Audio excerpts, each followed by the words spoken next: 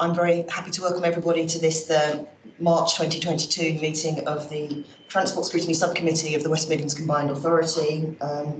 We have had a few public transport problems this morning, which have made it difficult for some members to join us in person. So I'm very pleased that Councillor Ian Kittle is here me in person, and we've got at the moment Councillor Barbara McGarity with us on Teams as well, and other members are expected during the course of the meeting. So we'll press on for the moment, and obviously we've got Adam Tranter, our Walking and Cycling Commissioner, with us, and a number of the officers who are going to be presenting reports on this agenda today, which is fairly packed.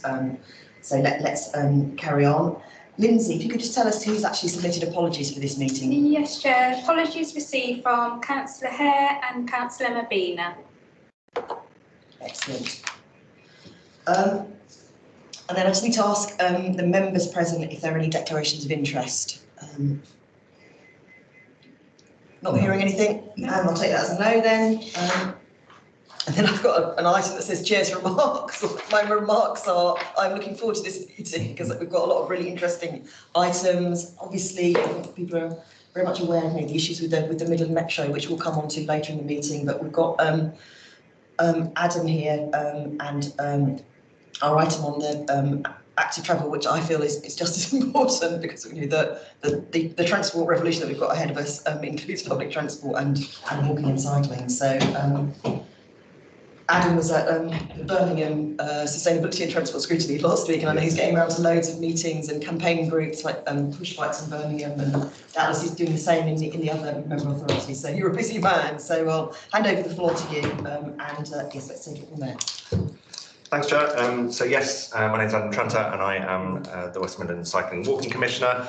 I have, if the last couple of months, been sort of making my way around the organisation and speaking to our partners and stakeholders to try and build a plan to accelerate our active travel delivery, and ultimately that's because it's, I'm here working with Andy Street to develop the delivery of the Starley network and also all the other bits that will connect to it. So the active travel agenda is one that has has increased dramatically. Our current draft local transport plan, which is out in consultation, suggests that we need to see around 700% increase in cycling as one example, as well as I think around a 30% reduction in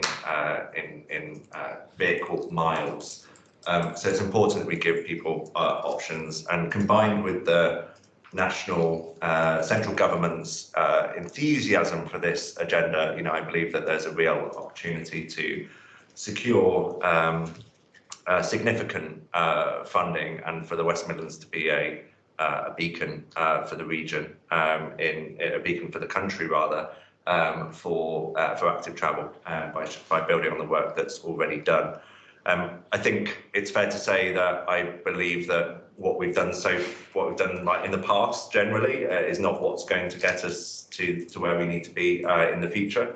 So working to look at how we do things, and also trying to create an environment where we can build things better and more quickly. Ultimately, many people will know about the sorts of cycle lanes that sort of stop in the middle of nowhere and go into a row of parked cars. Gone are those days, and we need to make sure that everything we do is super high quality, because ultimately, with the sort of mention of active travel England, a new government body set up out of the Department for Transport, they're very clear that the government's £2 billion for cycling and walking will not be spent on measures that don't meet the very high quality standards. And in technical terms, that's typically the LTN 120, which you might hear about, which ensures that new routes are safe, continuous, protected from traffic, and the kind of things that's going to help us get the volume of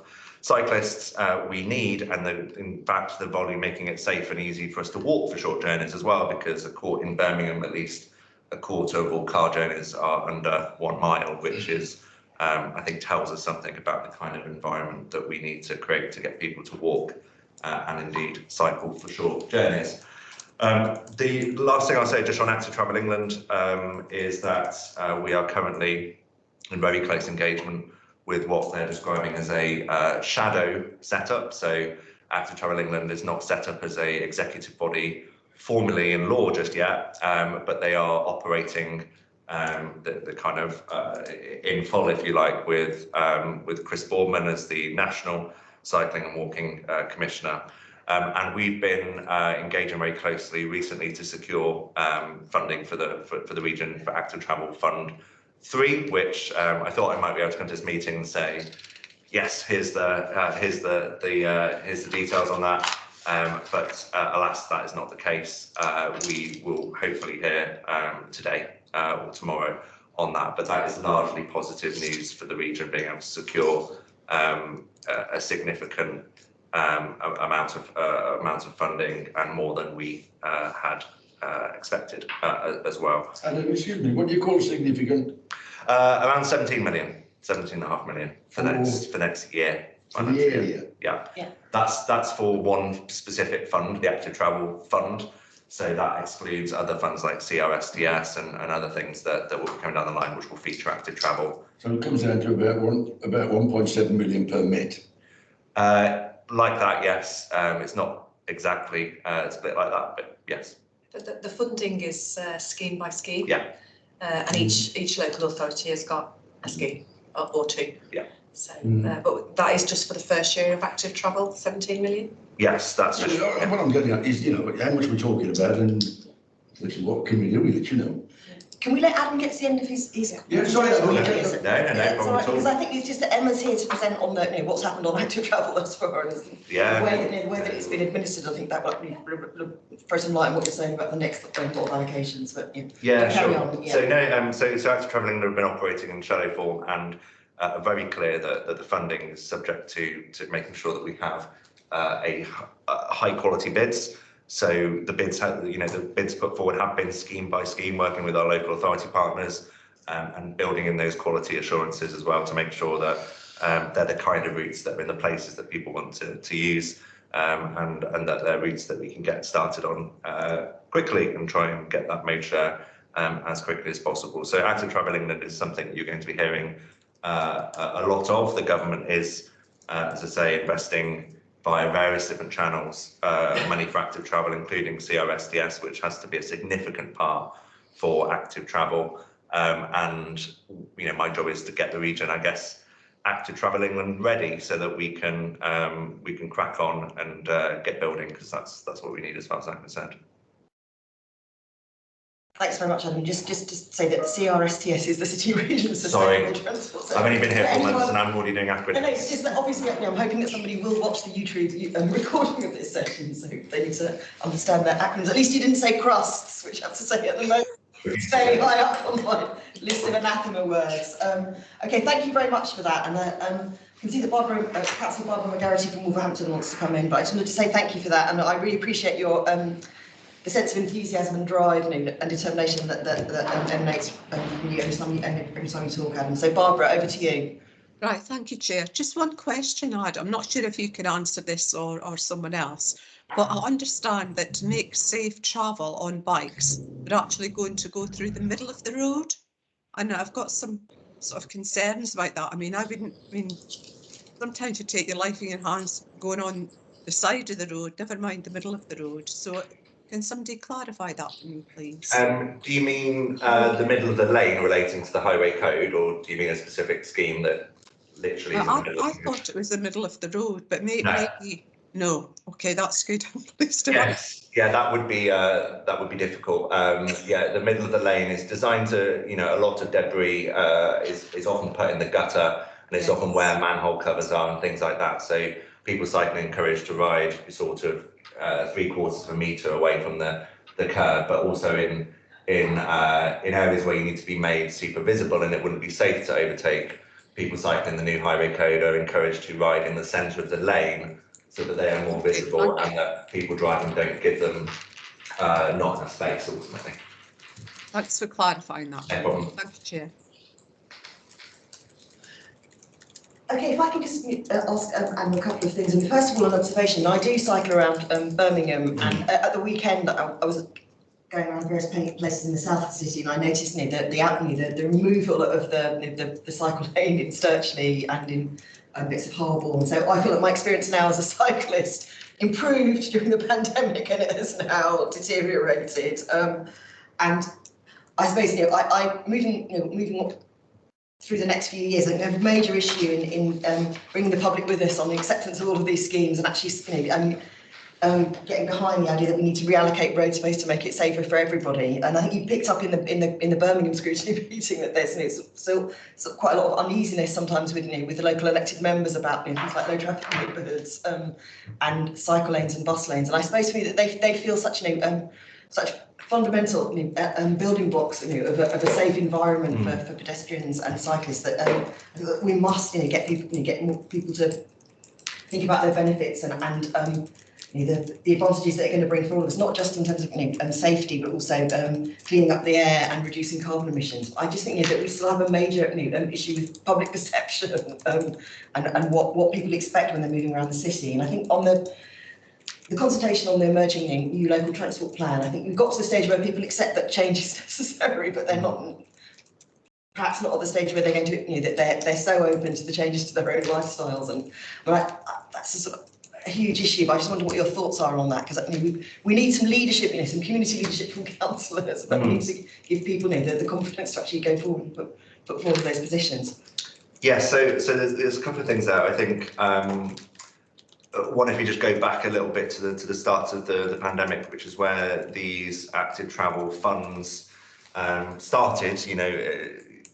It was done very quickly, and I think the government, by their own admission, have sort of, I guess, learned on the job in a sense, in that one of the things that they told councils was to install things as fast as possible using temporary materials, and that they should consult afterwards. That was sort of statutory guidance coming from the Department for Transport.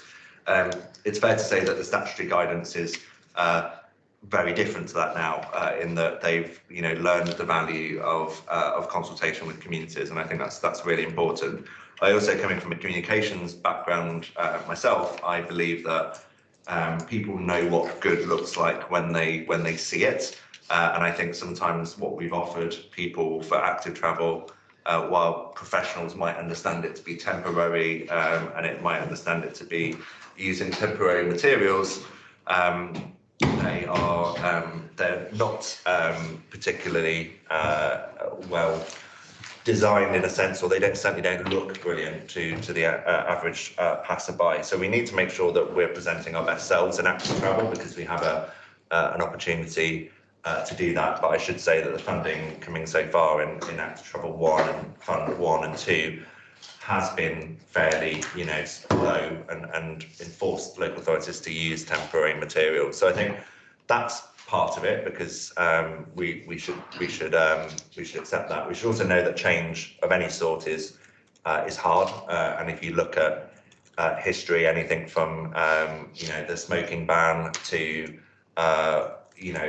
introduction of wheelie bins and all sorts of things have made have shown that change is difficult. But I think my encouragement to politicians and future politicians would be that I'm here to work with you and try and express the benefits, but also we do need a certain element of courage here, because ultimately we've got quite big policy objectives to meet. So we need from all politicians that kind of long-term view on what we can try and achieve together, and that's one of the reasons I'm here to help and support and try and express the benefits, because I think in terms of the data, in terms of the expert view, it's very clear that we must do active travel. There's no way that we can reach net zero, even certainly not by the West Midlands standards, but certainly not even by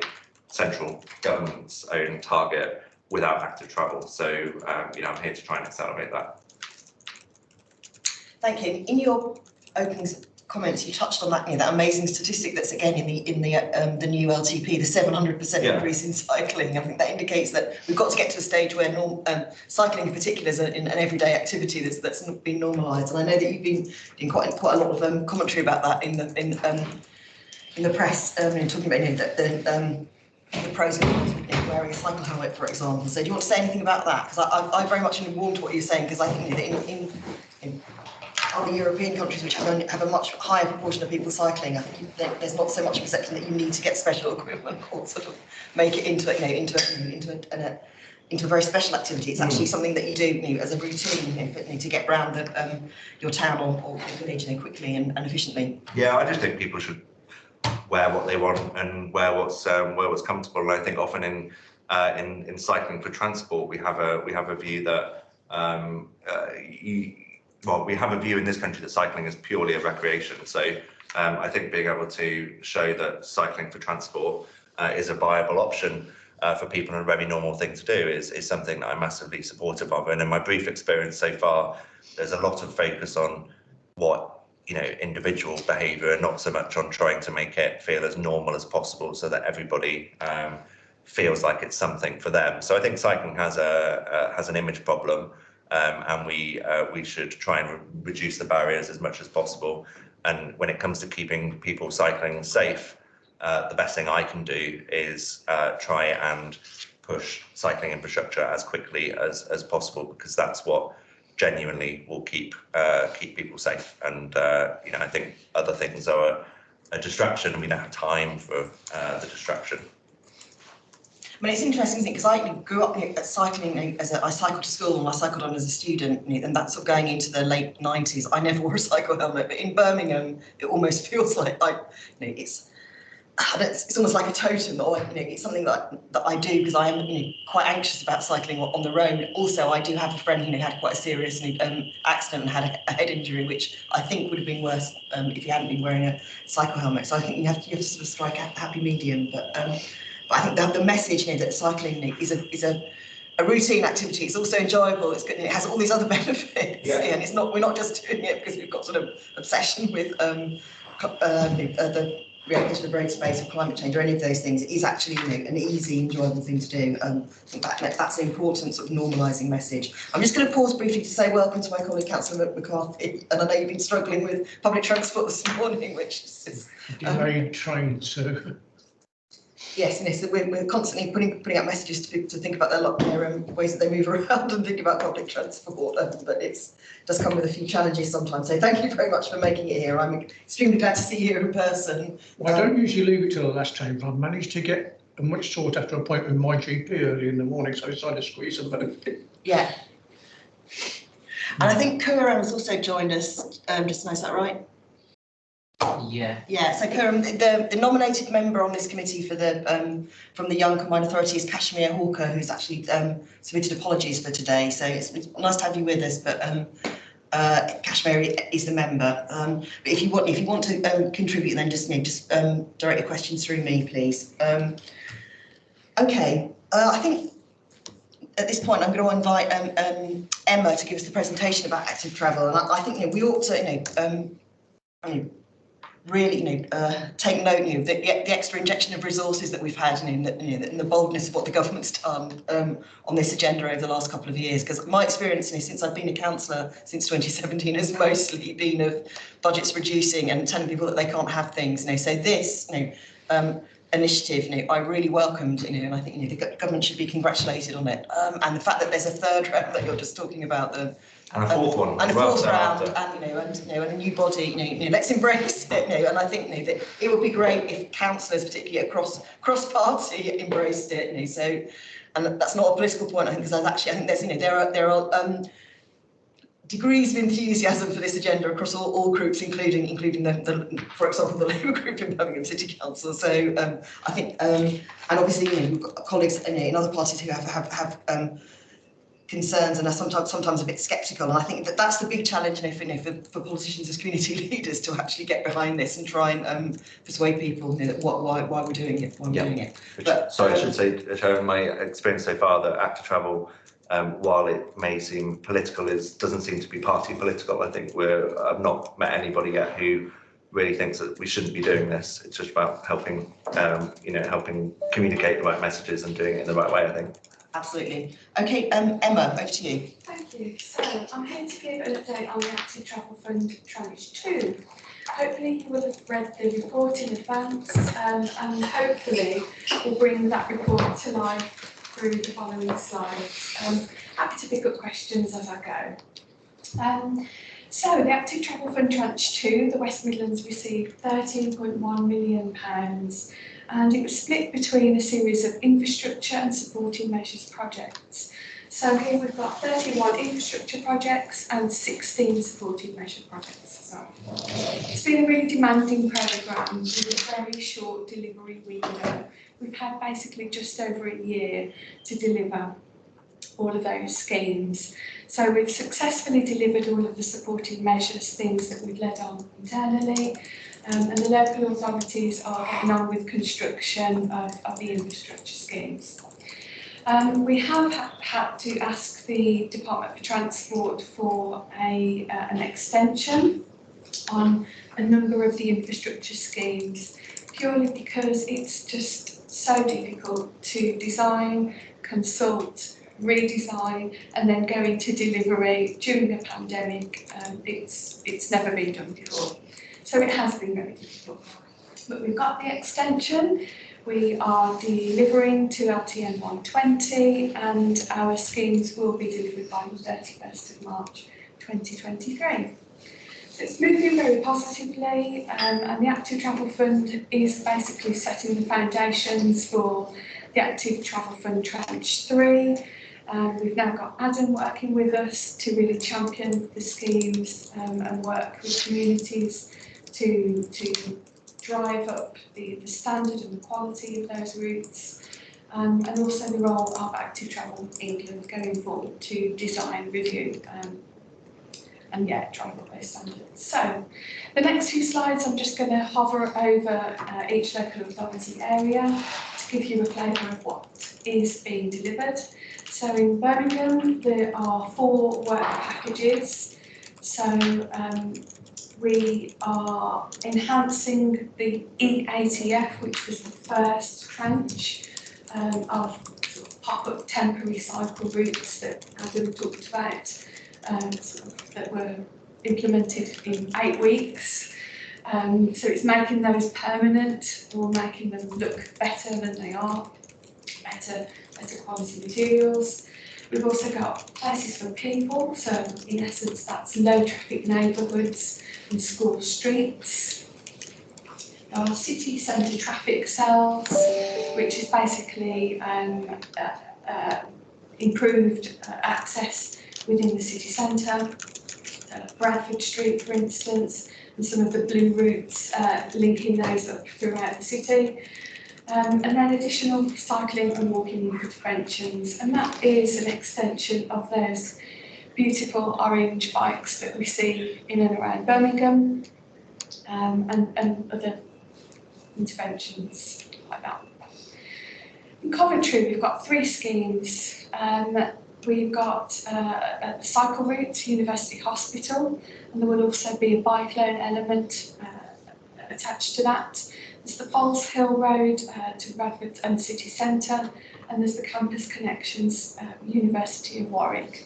I would also say that all of these schemes have been fully consulted on, in line with the Department for Transport's recommendations. And I'll come on to that in a moment. I'll show you the engagement platform that we used during the pandemic when we couldn't do face-to-face consultation. In Dudley there are 2 schemes. On the left-hand side there is a before picture of the A456 scheme in House Owen in Dudley, and then a plan on the right-hand side of how it looked on our commonplace platform.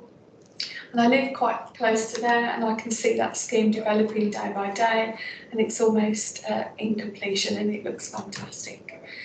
Here in Sandwell, there are 4 schemes being delivered as part of the Active Travel Fund.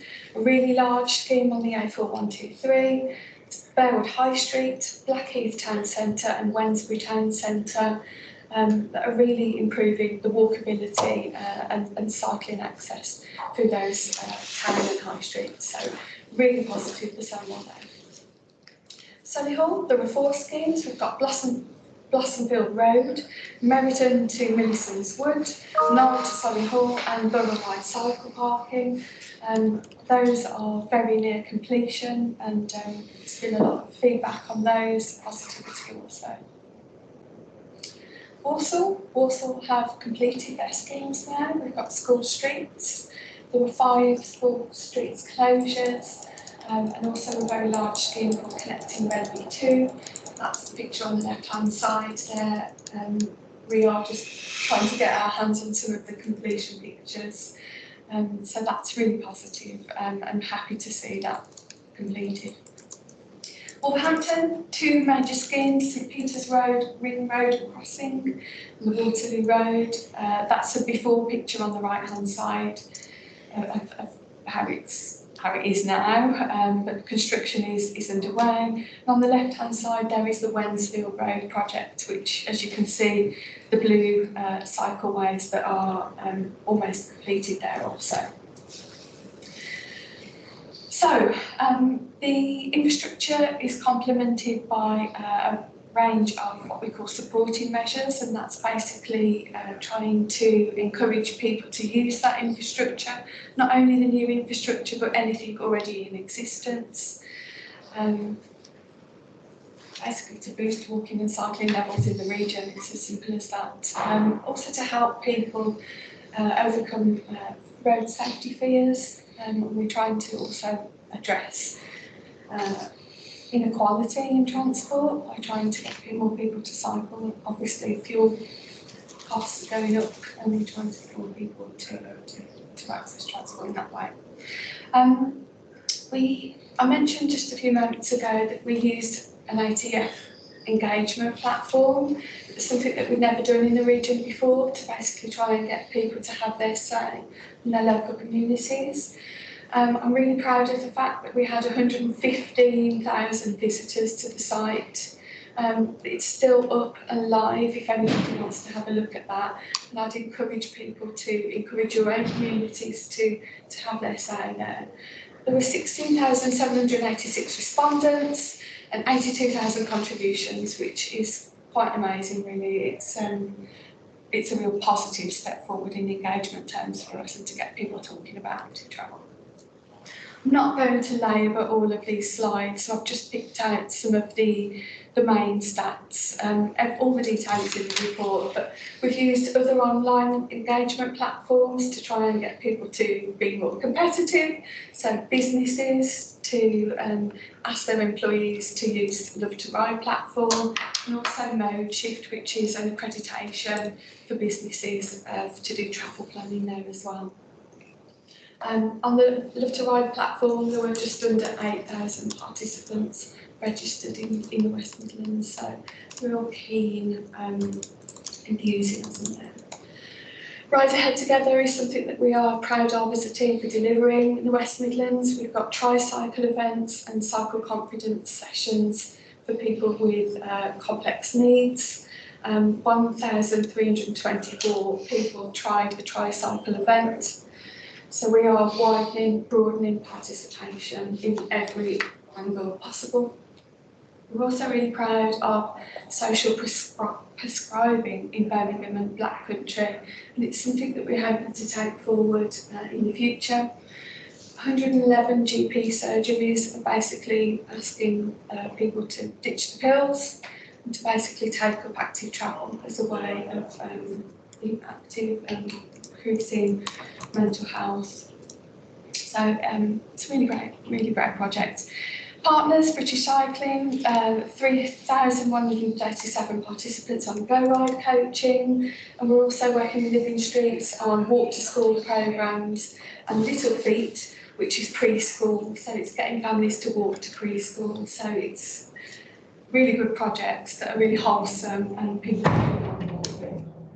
Also a walking works element, which is the equivalent of walk to school, but walk to work in the walking works package. Cycling UK, we've got 40 clubs in the West Midlands that are encouraging people from all backgrounds to get back onto the saddle, give people that confidence that they need to use the infrastructure that we are putting in place. And we've worked with 165 businesses on travel planning. What's really key here is, Adam mentioned, road safety. We've teamed up with West Midlands Police and the fire service, and you will have heard of the Closed Pass campaign, and that's basically an enforcement campaign by West Midlands Police that we've paid for, that will basically teach cyclists to give, well, we've got some virtual reality glasses there about sort of switching views into HGV driver sort of views. But most importantly, we've got the Closed Pass campaign that is enforcing the 1.5 metre overtaking distance. And Adam was out earlier a couple of weeks ago promoting that with the police, and there's some really great videos that we've got there. It's an excellent scheme that has had nationwide interest. Out on Your Loan, we've given away 18 hand-built bikes to people with severe mobility issues. We've also provided 200 bike lights to improve safety in Coventry. We're also using that data to look at how we could improve infrastructure specifically in Coventry as a pilot for other areas. Cycle parking for organisations, we've installed 146 stands across the West Midlands, so that's at schools or businesses that had no cycle parking.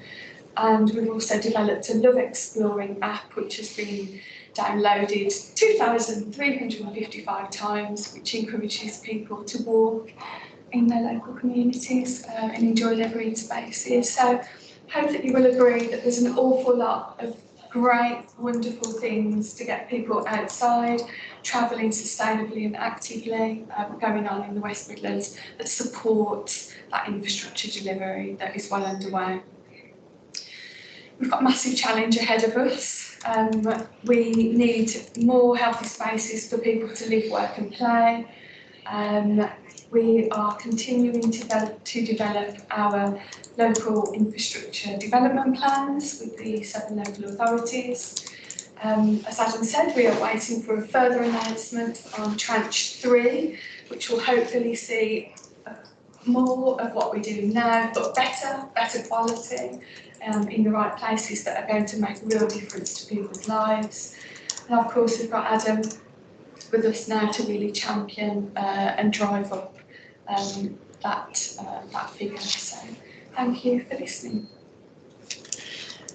Thanks very much, Emma, and I think you do a very good job there with bringing it to life, with the pictures of the schemes that are in progress or being completed, and amazing statistics about the level of engagement really across all sectors and with members of the public. I'm particularly interested in the slide you put up at the end about was it called the Love Exploring app? Because one of the things that just in my own ward I've been asking transportation officers to do some work on is actually there's some maps showing local residents what is possible and what where you can get to in a 10-minute walk or a short cycle ride, and the accessibility of local train stations and the bus network, because I think often the car dependency is so ingrained that people just don't realise how near something is or how quickly they can get there. And I think if there's if it's an app on a phone, even better, because maps that you publish online or on hard copy just get out of date really quickly. They do very quickly, but it's just another way of engaging a whole different sort of audience, young people, families,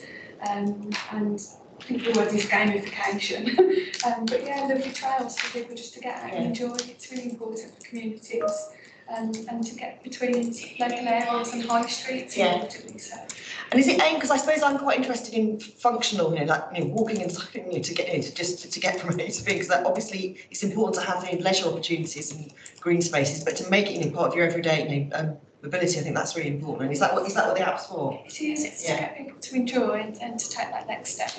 Your journey to work or your walk to the shops, for instance, for a journey with a purpose. Yeah. So the slides that you've done for this presentation, I thought they were excellent. If they could, we could have them circulate to the committee, but I think they should go wider actually, because I think they're really good marketing sort of for this whole active travel agenda.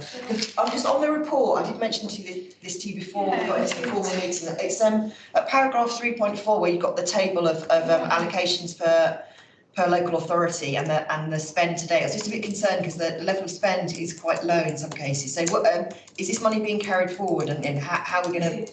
Yeah, so it's been transferred over into the next financial year. It is low, it is quite low comparatively to what has been allocated. Local authorities tend to claim once they have spent the money. And we've got a really rigid process here where we ask for sort of proof of spend by the local authority before we transfer that payment over. So it's a little bit of a delay. How much of a delay? It depends when the local authority gets their contractor to sort of sign off on the scheme, if you like. So it's different with every local. And when you get the figures, how long is it taking you to dish the money out? When we get the proof of spend, literally like a couple of weeks. It's very quick at our end. Adam, you mentioned the figure. Excuse me, may I? Yeah. Well, actually, I've got Councillor McGarity and Councillor McCarthy who want to go in. So if you've just got a quick question, Ian. Yeah. Forgive me. Adam, you mentioned 17 million. These figures are the 13 million for the second tranche. So the 17 million has been spent, is it? No, the 17 million is for the third tranche, which is about to be awarded more money. And then there is, for I would say in government terms, summer next year, there will be Active Travel Fund 4, which will be a 3-year settlement, which is what we really want because we're sort of running year by year and not able to plan and strategise long term, but we will be able to hopefully from the next financial year. Okay, so what we're saying from your taking my interest in this is will obviously be Dudley because it's the authority I come from, you know. So we've actually had say 234,000 there, but the budget for the job overall, we need another 546,000 to finish it. And that's the way it'll be claimed in it. So they put in a bid for say for a total of just over a million, and yet we now have that variance of 546,000. That's what's outstanding to be drawn down later. Unclaimed. It's unclaimed. Unclaimed. I'm with you. Okay. Fair enough. So just for clarity on the way the funding works, each of the local authorities has a project which has got an amount, a value against it, which is all part of their full business case. Those full business cases have been signed off and agreed, and the budget has been reserved for that particular scheme. It's just the mechanics of. Just seen that now. Yeah, it's just the mechanics of how the money would then flow, but that money is held as an allocation against that scheme for the likes of Dudley or Solihull schemes, etc. Yeah. So it's not that Dudley isn't going to get the full amount. No, it's just the drawdown. It was the drawdown process. Yeah. I was just after clarification in the manner in which things happen. Yeah. You know. No, and I had exactly the same thought because I'm a former local government officer. I looked at that and thought, oh my God, are we going to get to the sort of rush to spend this in the next 2 weeks or something? But if it's being carried forward, that's the reassurance I was seeking. Because obviously, the Birmingham figure obviously is quite large in terms of the variance. But I'm aware of just the breadth and the ambition of the schemes that are to come. So.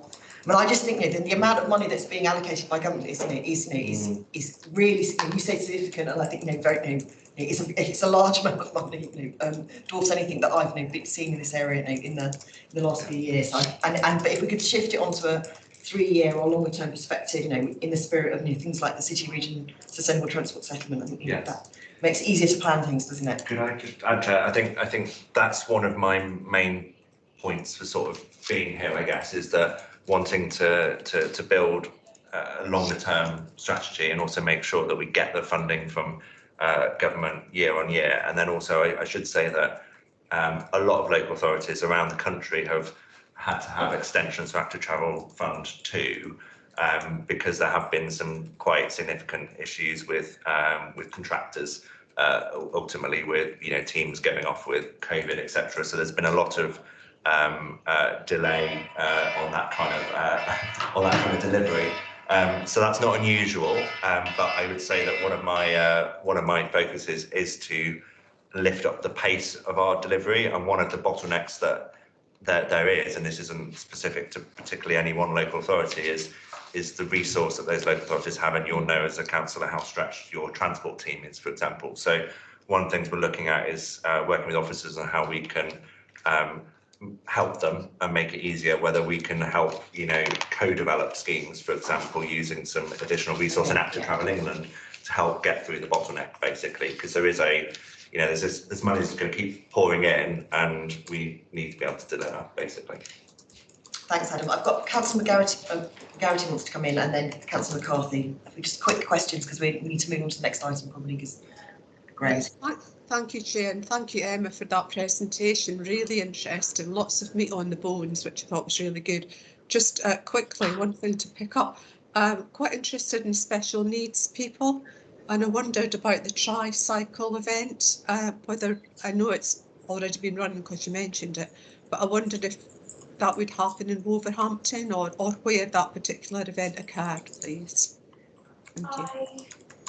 I'm confident that it has happened in Wolverhampton. I would have to go back to the figures and give you a breakdown of how many people in Wolverhampton. I don't know that figure off the top of my head, unfortunately, but I can find out and do that. Okay, thank you very much. Just to add quickly, Councillor, this is, I think we're really leading in the West Midlands for this stuff. So not only have people had the opportunity to try adapted cycles in all their different shapes and sizes, tricycles and cycles where people can cycle next to each other, etc. But the Combined Authority has also provided funding for a scheme called Out on Your Loan, which allows disabled people to actually borrow those bikes on a long-term basis, because some of them the cost runs into £3,000 to £6,000.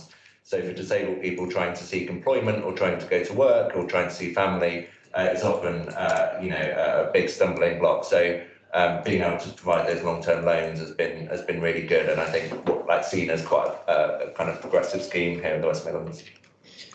Yeah, and I'm aware in Birmingham there's Midland Makeup Run, a scheme called Park Ride, which it is a fantastic similar scheme. providers to the things. Allowing them to try out all sorts of new bikes that are designed for disabled people. Councillor McCarthy. Yeah, I'm just picking up on your thread on strategy.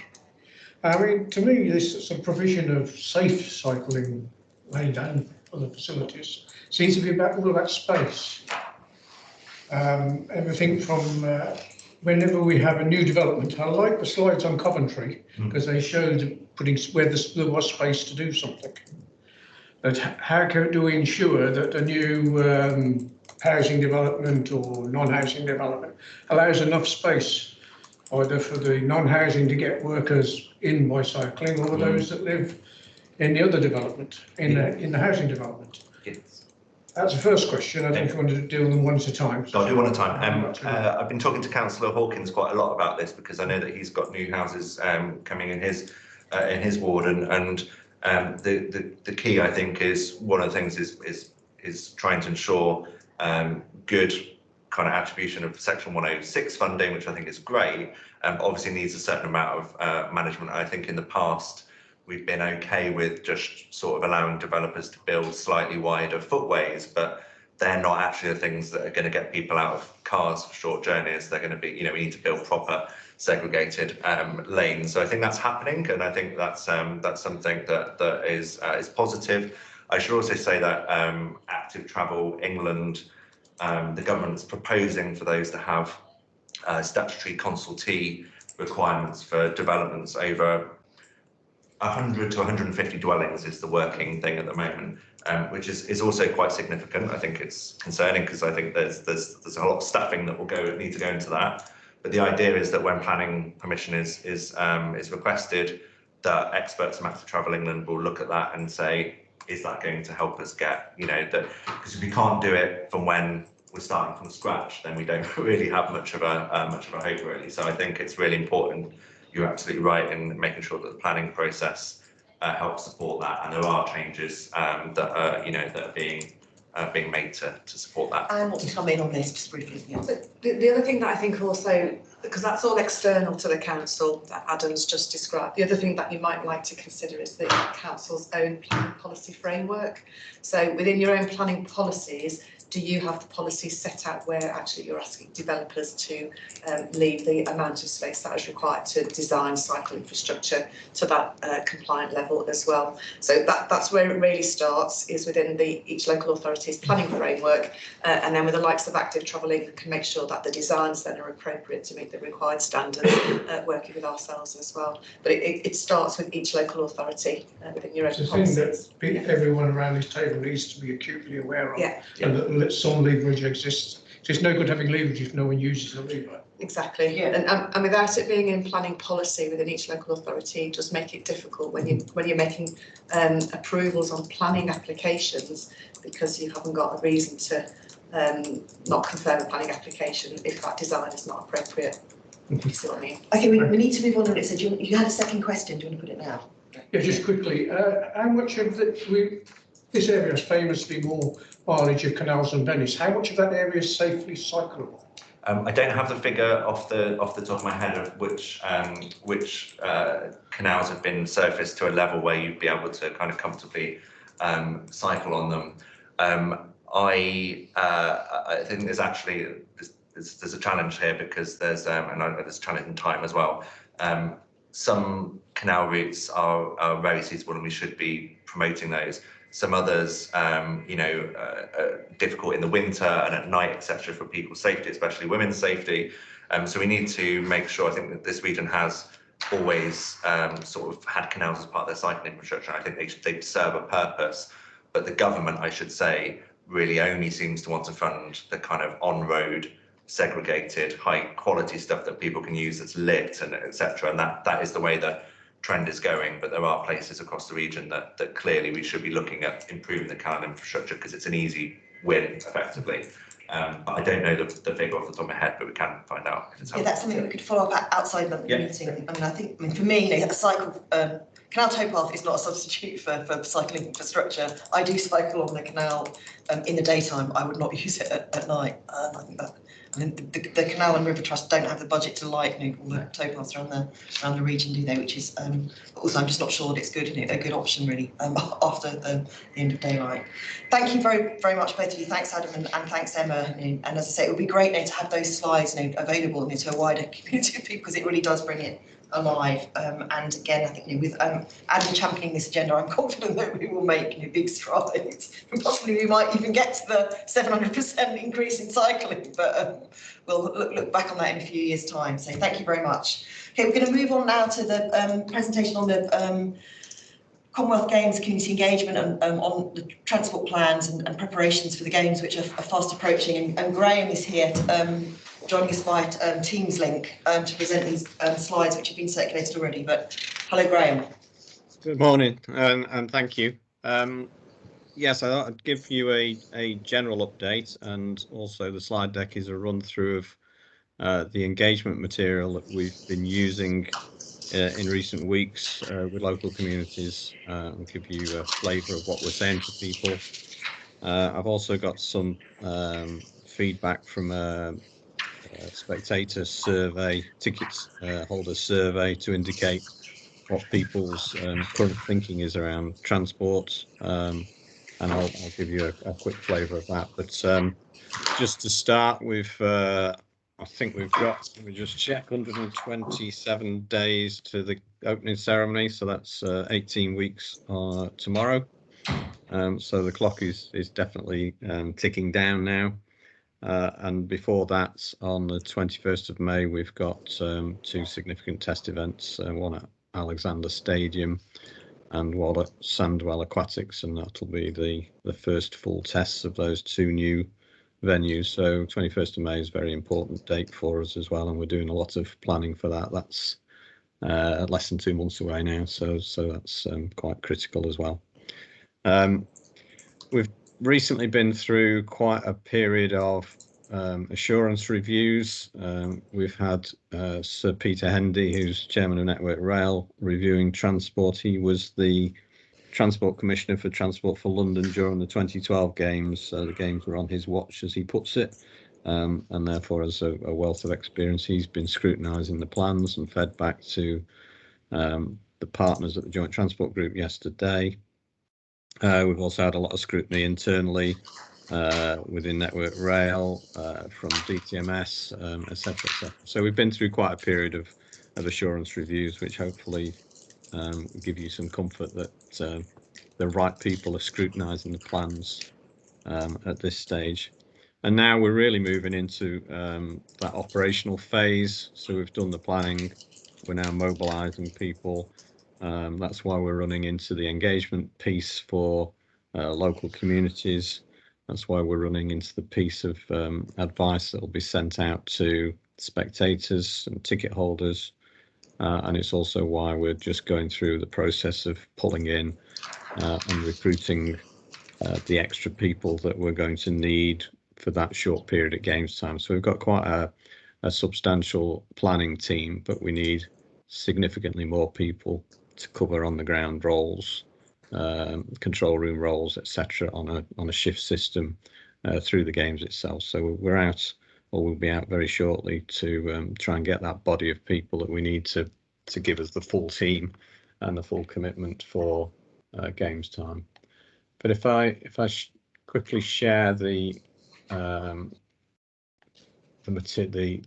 presentation that hopefully you've all had. Like I say, this is a presentation that is based around what has been sent and has been communicated to communities. Graham, could you maximise it, put it on the slideshow? Yeah, I'm just trying to do that. Did that work? Can you see a slideshow now? No. No. Oh. Okay. Let me do it again.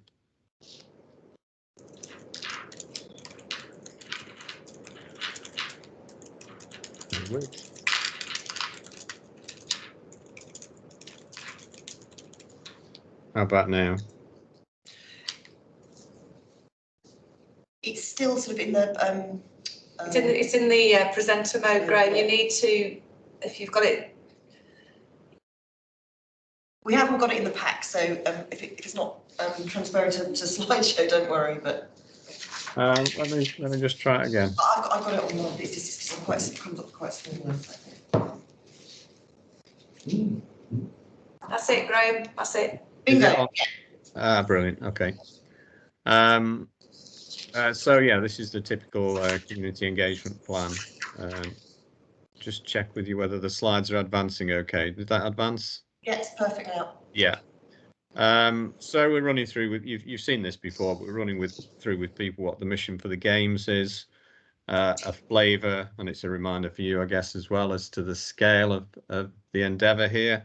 There's some big numbers, 72 nations and territories, 6,500 athletes and officials, 11 days of sports, and an awful lot of people either watching on TV or visiting for the event. Obviously, we're putting the event on for the sport, but also for the benefit to the region. So the potential boost to the regional economy is estimated at in excess of £1 billion. And there's some other figures there that sort of give the flavour as to why we're doing this. There are 19 sports and 8 para sports, and this games is, I think, good in terms of its integration, in that the para sports and the other sports are all integrated together. It's not like the Olympics where you have an Olympic Games and then you have a Paralympic Games. It's all properly integrated. The venues, hopefully you're familiar with, but they're well spread across the region, and we've also got the Velo Park down in London for the track cycling. And for each of these community events then, so this was one for the Edgbaston area. We're talking to people about the greater detail around the competition schedule itself, so that people start to understand which days in particular the events are taking place on the venue near to them. So for all of it's 11 days of sports, not every venue is running for 11 days. It varies depending upon the sport, depending upon the venue. So here, Edgbaston is Friday, Saturday, or Sunday, then it's Tuesday, Wednesday, Thursday, and then final medal ceremonies on the Sunday. It's a weekend, the Saturday and the Sunday. And that detail is also being presented in terms of which teams are competing with cricket, as with other sports, but particularly the team sports. Some matches are more well spectated than others. India versus Pakistan, I guess, will be a very big one, a very important day.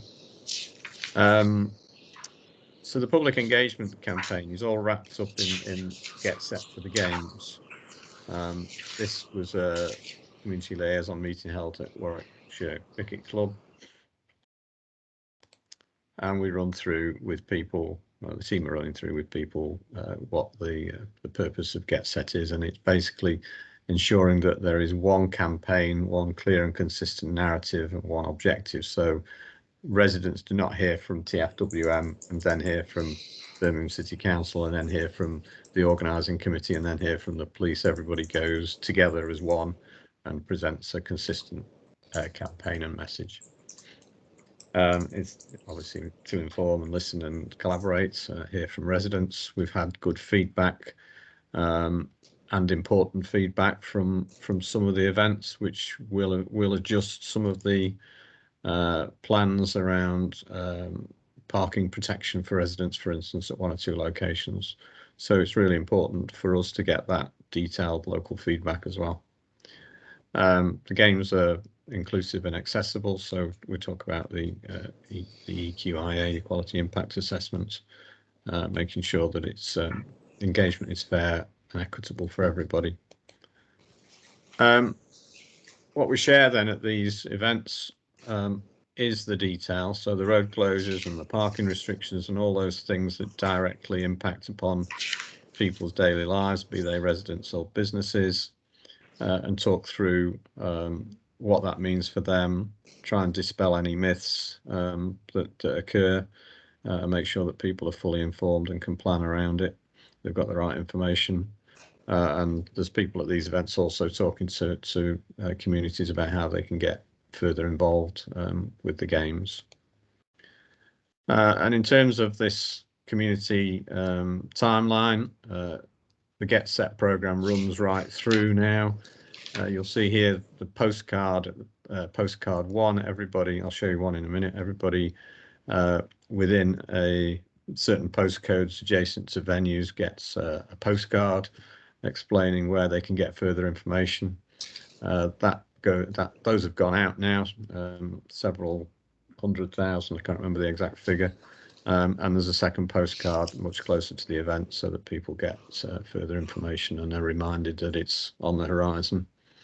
We've got these community drop-in sessions, some specific sessions, what we're calling hotspot engagement. So for instance, very close to Alexander Stadium, Church Road, residents will be affected. So we'll be talking specifically to those people where there's a significant impact. There'll be a travel demand management campaign as we get into May. That'll be launched to try and again give people, the wider community, as much information as possible as to where the pressure points will come, what they can do to help on the transport side in terms of perhaps retiming their journeys or using a different mode. Beneath all of this is advertising, trading regular.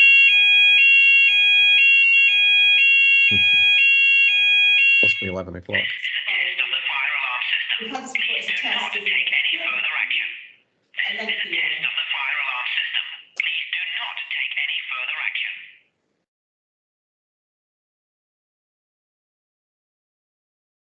So I proceed. I can't hear you now.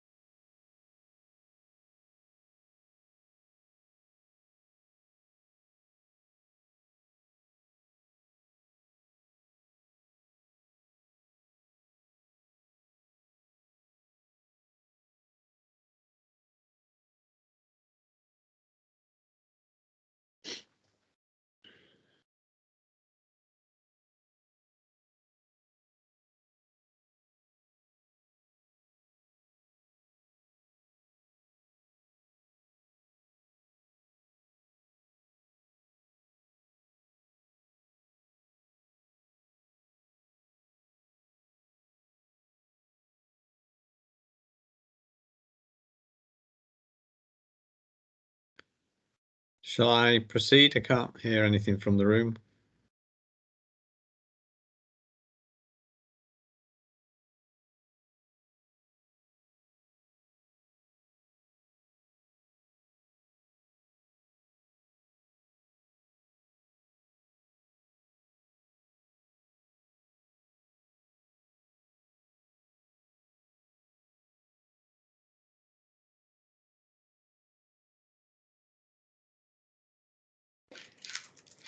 Go ahead, Graham.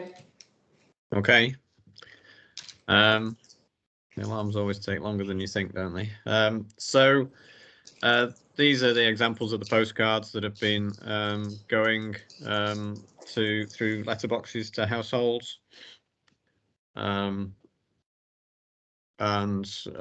those are the engagement dates around Edgbaston. There's a whole schedule of engagement events around the region. We're also doing community drop-in forums in libraries, sports halls, arts centres, etc., to give the general public chance to learn more about the games, ask questions, and again, it's these will run for right through to games now, but it's a chance for people to meet the whole team, not just Transport for the West Midlands or the police or whoever, but a collective, so that there's a single voice, everybody together in one place. At those events, we're also fielding information around the legacy, jobs, schools and youth programme, etc., as well as the transport, and things that might be of interest to people, such as what tickets are available, what the legacy plan looks like, etc. So that's just a very quick canter through the community involvement piece that's ongoing at the moment.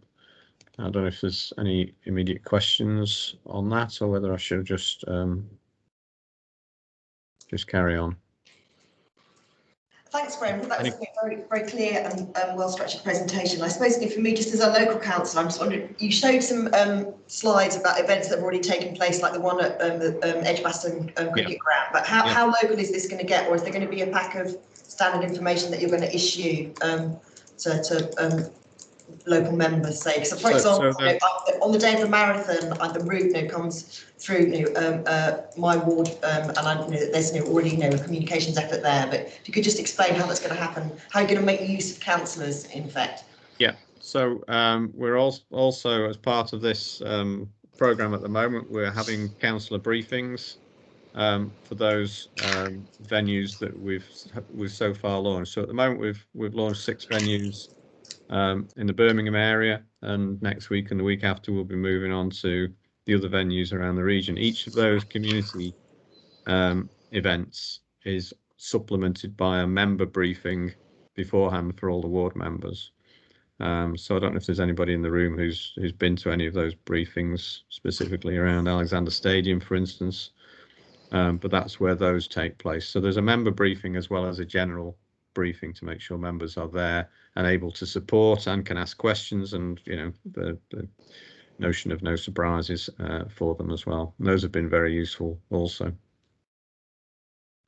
If it's helpful, I can get you a full schedule of all of the member briefings and all of the engagement pieces, but this will roll forwards as as we showed there from March right through to July on a regular basis. In terms of things like the marathon route, and a lot of the information is already on the website for people to refer to. So that's how we see that going forwards. Yeah, I think it's a good flow of information, certainly given to members in Birmingham Council. I suppose just for things like the marathon, there's a difference between information being online and then somebody realising that they've got to, say, move their car or something. But I know that's in hand. I went to the Wondrous Stories event on Centenary Square on Sunday evening, which is absolutely fantastic. But it was very popular, and you could just give the impression, of the amount of people that are going to be moving around. It was just a foretaste. So I think it's very reassuring to see these preparations. Are there any questions from colleagues, members of the committee? Thought I might just share a further slide with you, which is, I can just find it.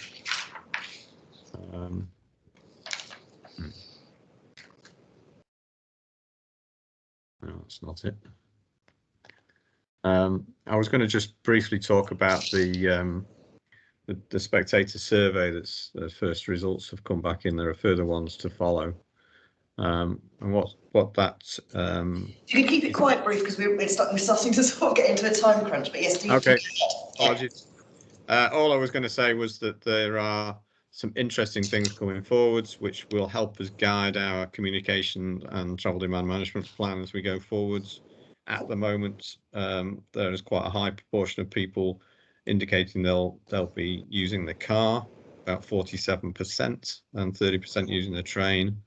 There's relatively low awareness at the moment of the free public transport offer, and there's relatively low awareness at the moment of the park and ride offer. So that's going to help us with our messaging going forwards to make sure that we address that. We move people towards public transport, towards park and ride sites, and ensure as far as possible that people don't drive or attempt to drive to venues.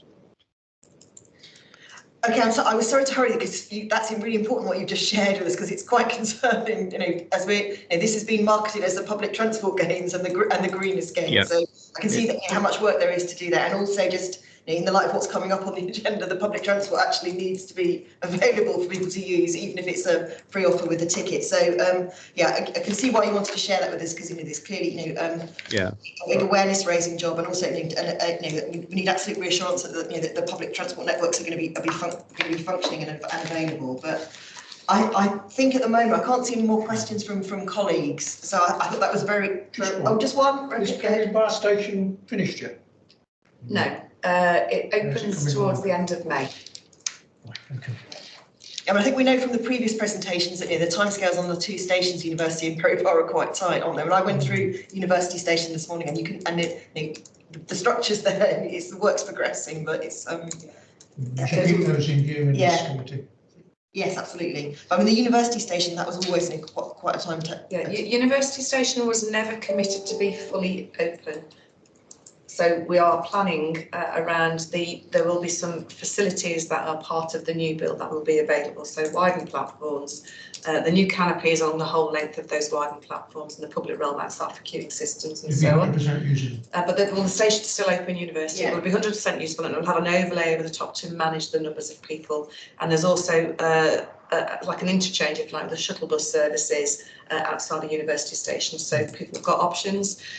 Perry Bar Station is closed at the moment because that's a full rebuild, and that is due to open fully end of May. Thanks very much for clarifying that, Anne, because I think you're right to ask the question, because those are going to be the sort of major hubs, aren't they? And University Station, when I go through that a lot, and that's always been an exceptionally busy station. The university and the hospital. The team at University Station have done a great job in getting some of the new facilities available for the games, because that was never the commitment. We knew that the station was, I think the full business case had it when that was signed off a long time ago, sometime around September, October in this year is when it's due to open. But the team have managed to accelerate some of those things to make sure that they are available to assist with the operation. I just done that Perry Bar's completely closed. Yeah. Right. Well, that was the station that absolutely needed that route, because if you're coming on, because I'm anxious to get onto the item about women's safety, and actually the experience of using Perry Bar Station as a lone woman was not a good one. So I'm particularly pleased by the refurb. Just like to say thank you for Graham for coming and updating us, because I know a range of members they've been asking constant questions about the accessibility of venues. It's a shame that the colleague from Sandwell isn't here today, because I know he probably would have asked something about the Aquatic Centre, but he's got the slides. So thank you very much, and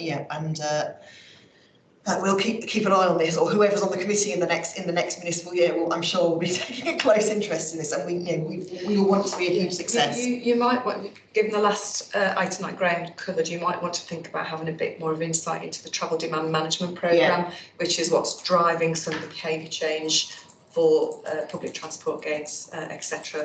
And that's also in training. So that intel that Graham has received about the low awareness of free public transport as part of a ticket and so on, the TDM programme will be looking to address that and make sure that we get the behaviours that we're after.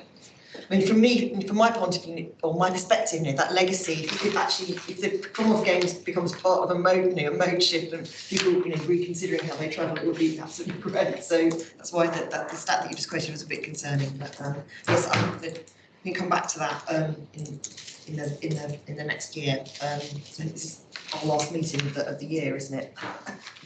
Which is a shame given how much is going on, but there's just a little matter of elections in the interim. Okay, thank you very much, Graham, and the colleagues that are not here will look at the slides and come back to you with any queries. Moving on then, we've got a presentation from Anne about the national work that she and Laura Schoaf have been doing on recommendations to improve safety for women and girls on public transport, which is really, really important. So over to you, Anne. Yeah, so I'm not going to share the presentation because you have got it in the pack. And obviously in the interest of time, I'll just give you a quick précis. Okay, so obviously Laura and I were asked by the then Minister Rachel McLean, who's now in the Home Office and leading the wider violence against women and girls nationally, asked Laura and I to look at what are the things that we need to do specifically around transport. And that's on the basis that there are a lot of women and girls who are missing out on opportunities through the fear of using public transport, not feeling safe. So how can we make sure that they have equal access to all of the opportunities, whether it's education, employment, and also some of those leisure things that we like to enjoy as well. So we have obviously really proud to have taken that on at the request to look at this nationally. We have convened quite a large number of people, over 200 people who have got an interest in this. Some people from the transport industry, other people from charities who deal with victims around particularly domestic violence or sexual violence and so on, and asking through those roundtables that we held what currently happens, what are the things that we need to address, and how can we sort of start to develop some recommendations that could be sort of ingrained within everything that DFT do, and not as a sort of standalone thing, but something that is just a common theme through everything. So we had quite a lot of interest from all sorts of people actually, so from British Transport Police, our local police forces, some of our equivalent transport authorities, and support from police and crime commissioners and others from across the country as well. We also drew in some experience from the likes of UITP, from a more international space as well, and we undertook a little bit of research ourselves, and also with the help of Transport Focus, to try to get some level of intelligence around this. Those roundtables actually provided us with, there is actually some great work that goes on in this space, but it's in pockets, it's not necessarily part of a national initiative. And some of the issues that we found was the lack of reporting. So there's quite a big underreporting of the issues of the kind of violence that young girls and women do face on the transport system as well. And then also in the context of women, there are many different kinds of women in terms of different ethnicities as well. So some of the nuances around some of that from the kind of harassment that women receive. So the underreporting was a big thing. So how can we encourage better reporting? There are examples of where that is done. And then also in terms of the data, do we understand the kinds of problems that women are experiencing, the geographical locations, etc., and how can we use better intelligence nationally in order to make sure that we've got appropriate responses around this as well. So that's formed part of our recommendations. How do we encourage greater reporting? Do we have a consistent approach to that working across many different agencies? But ultimately, how across all of those different agencies do we consolidate and bring together all of the intelligence that helps us to understand that at a more granular level, so that we can look at specific measures as well. So there were a number of recommendations that we've made to government in terms of what we can do around transport. Some of them are transport specific, some of them will fit into sort of the broader actions around violence against women and girls. And we've sort of launched this about 3 weeks ago now with the new Minister, Trudy Harrison, in particular, with many other of the people that have supported us through this as well. Some of the other key findings were also the lack of good maintenance on our transport infrastructure. good maintenance makes places feel loved, makes people feel safer. Also, the perpetrator themselves might not feel as though they can do whatever it is that they do in those locations as well. So how are we making sure that we've got pride in all of our transport infrastructure, and then into that new infrastructure in terms of the design as well, and how are we making sure that the designs are gender specific as well. And I think there was some evidence that would suggest that many of the people who work in this field are in the design space. There's fewer females who are contributing to this, and so quite naturally not necessarily taking into some of the design process some of the requirements and needs of young girls and women. So some of our other recommendations, which fit into some of our other equality stuff, is how do we get more women into the industry? We're still very underrepresented, although in this region I think we're quite fortunate. Still underrepresented, particularly in the design process and in the operations as well, making sure that we've got the right complement of workforce. Some of the other recommendations also were how do we make sure that people in responsibility, you're wearing a uniform as a frontline worker in the transport system, how are we making sure that they're appropriately trained to deal with incidences, and also how are we making sure that people who are in those sort of trusted positions are properly vetted. So that sort of transcends across bus, rail and also taxi drivers in terms of that as well. So particularly taxi drivers where you've got lone females going home after a night out and stuff like that as well. How can we make sure that those taxi drivers are also part of our trusted transport workforce too, alongside bus drivers and so on. So some of those recommendations there as well. And then also making sure that the campaigns around promoting safety are focused on making sure that any perpetrator knows that it's not acceptable, making sure that women know how to report and they can do that safely as well, but also making sure, particularly from a young age in our schools, how both boys and girls are trained in terms of what is appropriate and inappropriate behaviour. I think some of the evidence that we got was that young girls in particular don't necessarily know what is inappropriate as well, and we need to make sure that in our schools we're sort of promoting some of those things alongside many of the other things that we do as well, so that the boys can protect the girls from unwanted behaviour as well, and obviously take that throughout their life. So there was stuff around that that we were looking at, and then also those safeguarding practices that I mentioned, and then making sure that we've got the ways in which the Safer Travel Partnership that we operate here, which is a combination of British Transport Police, West Midlands Police, our own transport safety officers and Transport for West Midlands. How can we support other areas in creating something like that? We have a unique partnership here, and we are working with some of the other mayoral combined authorities to bring in similar arrangements as well, because that's a dedicated safety support team that is patrolling and working on our transport system, keeping people safe. The one thing that was clear from all of the evidence that we collected is that women shouldn't have to modify their behaviour.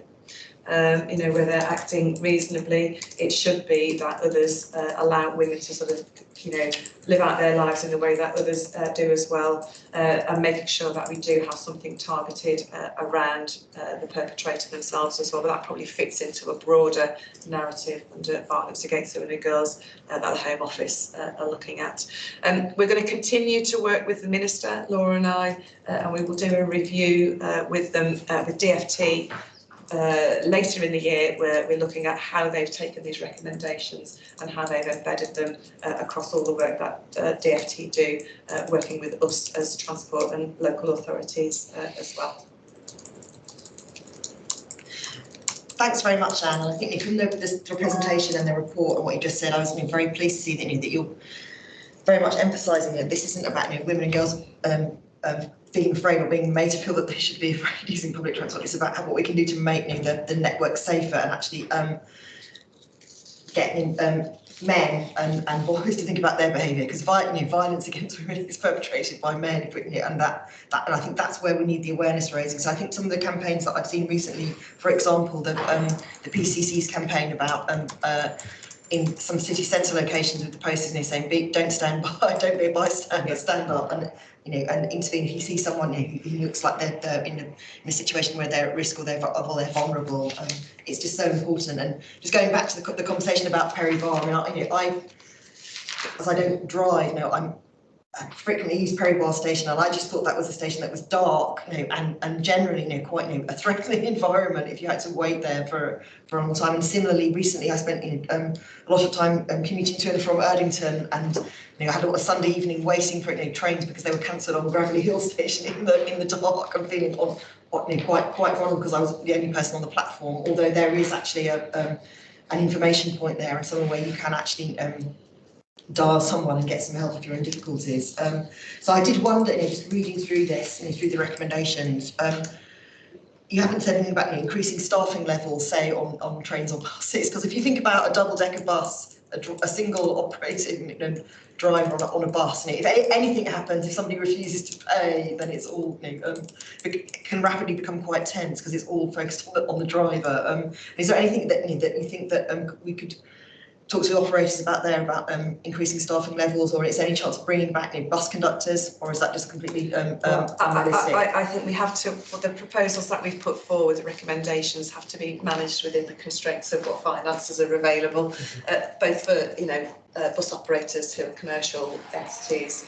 As part of that, I think that there are other things in there in terms of improving things like CCTV coverage and so on. And we have had some horrific things that have happened here in Birmingham city centre, if you remember, a few years ago, over near 5 ways.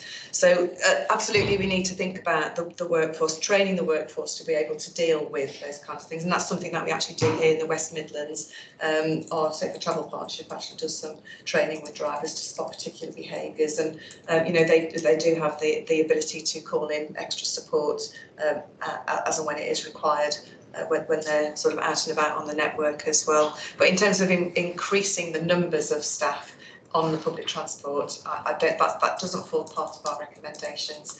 There are lots of other things that we can do, but I think there will be financial constraints around some of those things that you just mentioned. But that is sort of getting to the nitty gritty, isn't it? Because I often have conversations with women, fellow councillors about how they're travelling. So, for example, we've just had a series of full council meetings of Birmingham City Council at the Villa Ground, which is very close to Aston Station and Whitton Station.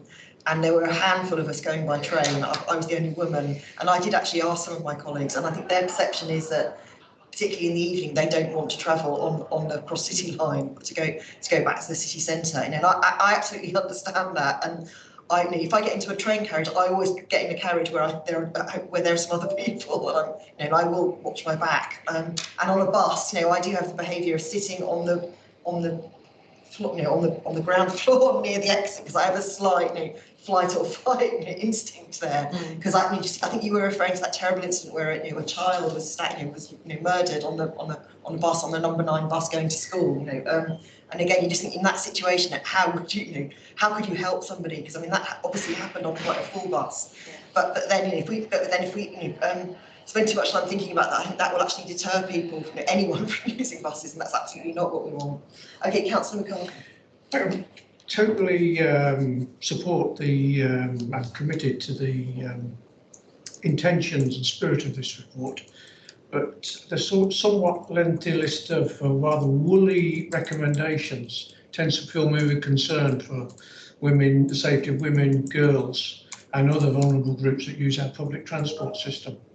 I've searched the recommendations to find anything on making our services much more reliable, make sure they arrive on time, that the information systems can be trusted.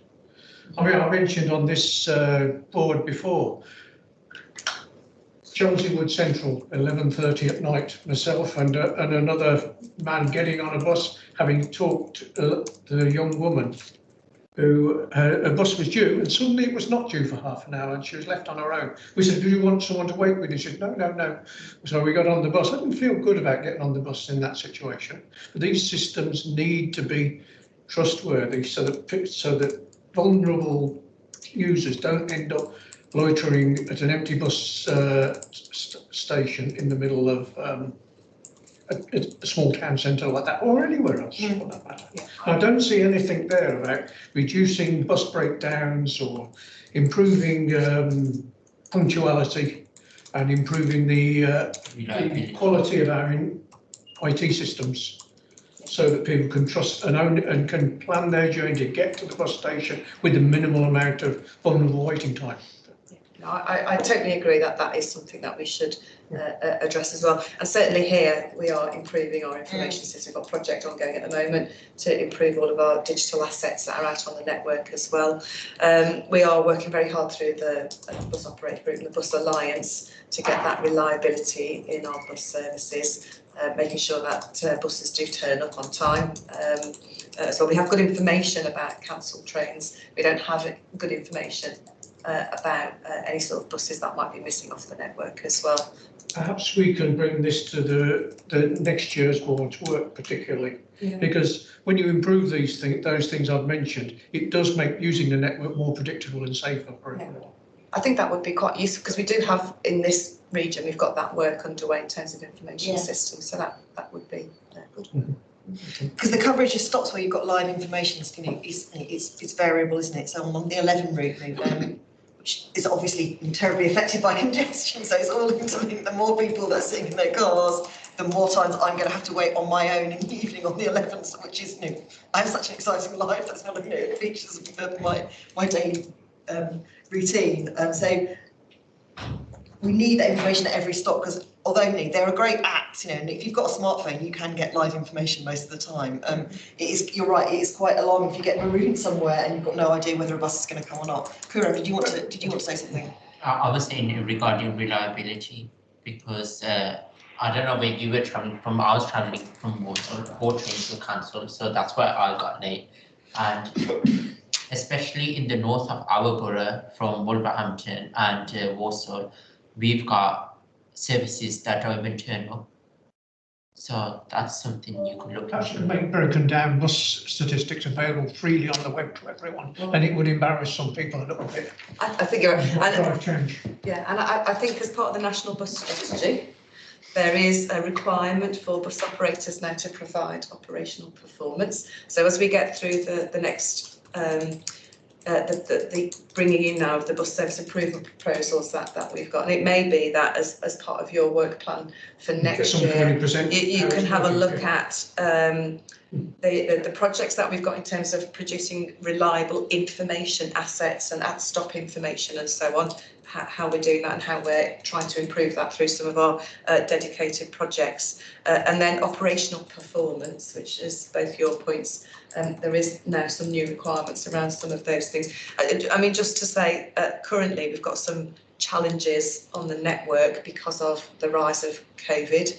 We're seeing a number of absences, both with rail drivers and bus drivers who are sort of we're seeing huge cases at the moment, aren't we? So that is still something that is blighting all of our transport system as well. But obviously, I don't know how long that's going to go on for, but there are proposals and operational performance improvements that come through the Bus Alliance that some members do sit on as well. And then, of course, all the performance stuff should be going through TDC as well. But I think maybe a specific item in your forward plan for next year might be useful. Because if we can reduce one attack or one panic attack, we've made a step forward. Absolutely. If some of these things don't generate that improvement, that's a tragedy. But anyway. Great, thanks very much, Anne. If you have time, we need to move on, but that is a very important piece of work. It's great to see 2 women from the West Midlands leading it, and it's interesting. Adam came to the Birmingham Scrutiny Committee, and he made a remark about how the balance of men and women in officer roles in transportation, that he's come across in the region, and I didn't really understand that, because my perception is that we have a lot of women officers in this area and taking on as you are in this case, as some very important national work as well. So thank you very much for briefing us on that. Okay, then let's move on. Again, Hans, you're going to be talking to us about the progress on the metro extension, so the Birmingham city centre ones and the Wolverhampton ones, which I know we're all very concerned about. And then we've got following on from the chat, we've got Colin at the White House talking to us on the lessons learned from the metro closure of November, but obviously that will then, I'm sure, segue into the discussion about the current situation. So yeah, let's get on to you, Anne. Okay, I'll give you an update on the extensions. So we've obviously, if I talk about West Side first, which is Birmingham City Centre, Phil Edwards and myself have been working together with Brindley Place and the Business Improvement District. They had a number of concerns around the changes in traffic management with the tram coming through and obviously some traffic being removed, particularly loading and unloading in the side roads around there, some of the safety actually, particularly for the late night economy. That's happening in those locations, taxi pick-up and drop-offs and so on. So we've been working through those challenges and come up with options in terms of how we sort of address those concerns. It's not the tram per se that is the issues, it's the changes in traffic that the tram has caused as part of that as well. And at the moment we've got no buses running down Broad Street, we've got no tram running down Broad Street, and limited traffic movements. Anyway, we've now got a solution around all of that they are happy with, and work will recommence on the final delivery of the metro extension. So we needed to understand what the traffic regulation order was going to be so that we could then put in the lines, the signs, and the poles in the right places. We also have done quite a lot of work, so we need to power up the substation and make sure that checking, all that testing and commissioning stuff that's done. So there's still some construction work, but it's minor construction work now that needs to happen to finish it off. All the testing and commissioning and then the driver training as part of that as well. So that work is due to complete early June. And then obviously subject to tram availability, we will be opening that extension at that point. In terms of the extension in Wolverhampton, then there was only a very small area which is still left to be done, and that was where it interfaces with Wolverhampton Station. So there's been a lot of dialogue between Network Rail, ourselves, and Wolverhampton, the City of Wolverhampton Council around how we sort of construct those things there. There's a lot of requirements on us in terms of meeting Network Rail standards as well as light rail standards, and they don't quite match up. So we've been working through some of those issues as well. Again, we've resolved quite a few of those, and we're doing some work with the ORR and our ICP, the Independent Competent Person, who signs off on the safety of the infrastructure as well. And we've now recommenced all of the delivery around that with our colleagues at MMA. So that work has got a much tighter delivery schedule, but the aim is to have all of those works completed ahead of Commonwealth Games, and again subject to testing, commissioning, driver training and so on. Services will resume. Our hope is to get that ready for Commonwealth Games, but my main aim is to get all of the infrastructure done and built and out of the way so that the station is unencumbered, if you like. If we can run services, that will be fantastic. Okay, so that's where we are with the infrastructure delivery. Councillor McCarthy. We have a number of instances of cracking, and we have these occurring in fully tested trams where testing is complete, as far as I can tell. I can't prove that at the moment, so and been fully signed off by the relevant authorities. Could I ask what is the status of the design verification activity that generates the test plan? So because if you test something, you manufacture it according to the spec. That's fine, but if the tests that you specify aren't good, don't find the cases that cause the failure, then the door's open. I think that's probably what's happening. So let me just clarify, this item is about the infrastructure. I think we'll pick up your question in the private session. So the testing and commissioning that happens during the delivery of the infrastructure is to check that the infrastructure is safe and compliant as part of that as well. It doesn't, there's a different process for the vehicles. So you ride a test vehicle around it loaded with sensors that tells you whether that's okay? Yeah, I don't know whether it's loaded with sensors. Michael's on the line here, so but there is they take the tram and they walk through, so they're checking how it's interacting with the rails and the overhead lines, etc. And there's lots of things. I mean, I'm not a technical person in this field, but there's lots of things that happen to test the infrastructure to have it signed off, which is a very stringent process to get that into service. I'm just going to have to guillotine this now because we're literally going to run to a time crunch here because we've got a private briefing at 11:40, which is actually taking place on a different Teams link. So we're going to have to, for the people who are online, leave that meeting and join another one as far as I understand it. Yes. So they're absolutely legitimate questions. I think we all want to understand what is now happening with the tram suspended again. It's not a good situation to be in, but I think as we've got Colin Whitehouse, he's waited patiently to introduce the report, which is about the lessons learned from the suspension of November 2021. I'd just like to bring Colin in at this point and apologise that you're going to have to do it in a very condensed form now, but please do go ahead. Yeah, thank you, Chair. I think what I'll do then, I'll just go. Obviously, you had the report from Mark Corbyn. I'll just go to the end of the report to pick up the what went well, what didn't go so well, and the recommendation going forward. So rather than going through all the detail of what actually happened, I'll just go through what we've learned and picked up from when we're going forward. So I'm just going to scroll down to the things. So I think, as you're all aware, obviously, we had the incident in November, and it was obviously recognised internally at TFWM would we bring together a task force of all relevant parties within TFWM, from the ticketing teams, customer services, MML, actual operationals, my team, the TDM. We've got the key route network managers involved.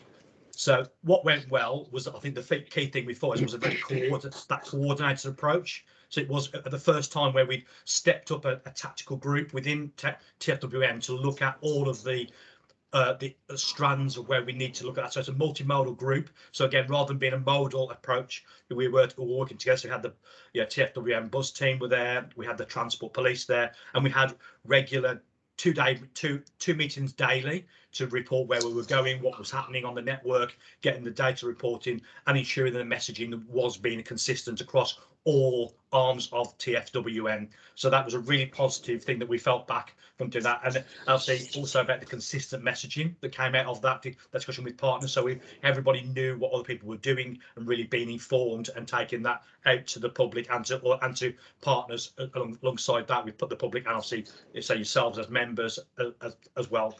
Obviously, a positive feedback how we did stuff under the timescales, the pressures. Obviously, it was a very awkward time of the year to have this operational setback, with obviously being with Christmas time. So again, there was a rather marked uplift on the operation and the numbers that would have affected. So it was very good to see that we all stepped up very well and quickly within the organisation. It felt really good. It was also good at the use of the data that we had and how we use that data. So it was around specifically highlighting the benefits of data analysis to bring in communication and understanding. So understanding what the traffic flows were operating on certain key routes like the A41, where we had problems with buses bunching together on journey times, whether there was problems with people being left behind, and where we could bolster that and talk with the TFWM bus team and the operators to do that. So the fact that we all worked together as one team was really well. So what didn't go so well? The data accessibility, that was one of the key things. It was around, there's a lot of multiple manual processes we had to undertake. So if we could try and make that more automated and make it more clearer, that was a key thing. Obviously, the resilience around IT, as always in most things, IT is always a factor we have to deal with. So that was one of the issues with it. I think we had a bit of a problem halfway through where we had systems go down. But again, I think what went well was we've got on top of that fairly quickly and got it back to working. The other thing was resilient ticketing. So as a multi-modal response was needed with existing customers, was to improve, to move them from bus to rail or whatever. And I think it was around getting that message across to the public as to when really they should be saying, well, rather than working, because I think originally it was holidays a 4-week closure, which unfortunately was extended. So it's getting that resilient ticketing marketing message out to say move to this particular ticketing. Obviously, we took the choice halfway through to say, yeah, we aren't going to do acceptance. You need to go and buy a rail ticket or a bus ticket rather than using your metro tickets. So again, it's that data and that resilience ticketing was something that we felt we needed to be improved on going forward. Again, the messaging, I think we could have, our messaging could have better addressed who bought the ticket acceptance and when we need to change over, and ensuring that all the education facilities were aware of the multiple ticketing options. So again, that's something that we are now working on under the current situation. So the recommendations from what we come out of that was around the ticketing, to investigate a better opportunity for checking and using tickets across all modes, and a better understanding of where we have got the agreements and who makes the sales around that, and the key contacts in all of these areas, so we can get to those earlier in any further disruptions. As always, engagement and communications was a key area where we recommend that we can ensure we've got better engagement and strategy going forward. And I think learning from what we did, we're now developing a better communications strategy for anything that's happening going forward, which we're invoking at the moment under the current circumstances. We can talk about that in the private section. And I think the data dashboard area, I think the data is one of the key things. I think it's recognised that we do need to get more data and get data-led strategies around this. So I think we all want to make sure we develop a standard reporting metric template linked to the dashboard so that we can collect the data quicker, more efficiently, and also disseminate within the teams. An unplanned event requiring immediate action was provisioned. So looking at developing a plan around the implementing alternative transport for unplanned events, ensure that major events in jurisdiction are incorporated into the activity, and dealing around that. Developing a formal process for approval of a pot of money to form a complete and outlining the unplanned event going forward, and need to ensure that we recorded the cost that is captured against what was undertaken and appropriate procedures are followed. And again, formalising the team that we're responsible for any future unplanned events. So again, that's something, so using the teams responding to the Mid and Metro, suggested adding other team members within TFWM who perhaps wasn't brought in, like around the vulnerable and disabled community. So again, it's something we need to think about, that holistic team, that sort of targeted tactical team, who should be part of that group, and we are working on delivering that. From a TDM perspective, which is where I primarily sit, is around ensuring we've got a strategy already ready to run along the Metro Line 1 to enable a more proactive and more data-led approach rather than being a more generic approach, which we had to do, and which is very, very good. But I think we are working on doing that. And again, ensuring the lessons learned, what we're doing now, is passed on back to the team members, so everybody learns from it and we develop through it. So, as I say, so the next steps from us, we are working on a travel demand management strategy currently at this moment in time along the Line 1, so we can develop a more formal strategy to understand the baseline position and the data availability, and be able to be a bit more proactive approach in dealing with future scenarios that we're in at the moment, and give a more focused data-led engagement, communications and mitigation strategy, which we'll put together as part of the whole team in TFWM. And also the key route network managers are working around a report to summarize the data gathered from the Metro closure, and what can learn from this now. We're going to develop the data processing and the dashboards going forward. So that really is a very quick overview of what we had, and apologies, it's probably maybe been a bit quicker than you anticipated, but hopefully that gives you a flavour of where we've learned and where we're going forward. No, thanks very much, Colin. I'm sorry that you've been put under time pressure like that. I mean, my comments on this report are, I can see that the systems responded well, and the ticketing systems and works, and people were offered alternative routes. And my main comment really is, when are you going to actually do something qualitative on looking at passengers' experience of this suspension period? Because I noticed in this report you refer to the alternative services to which people were referred on to, so like the X74 bus, and obviously a major problem there was lack of capacity on that route. And I've looked at the information that was circulated at the weekend about what the alternative transport is going to be. For people coming from Wolverhampton, it's obviously the rail network and the same bus line. So I think the issue of how you create some extra capacity in the alternative modes that are being recommended to the passengers, and it still seems to be in a bit of a problem area. We have run out of time now, so we need to go into the section of the meeting which is the technical briefing, which is a private briefing, but I'm sure we can touch on some of these questions then. So I'd like to thank you and Mark for this report. This is an issue that it's actually the third meeting in a row when we've talked about the metro, and doubtless we'll come back to it next year because it's obviously an active concern, and it's really concerned about the reliability of this service. But I'm going to close the public part of this meeting now and thank everybody who's contributed, and then we'll move into the private session. Thanks very much.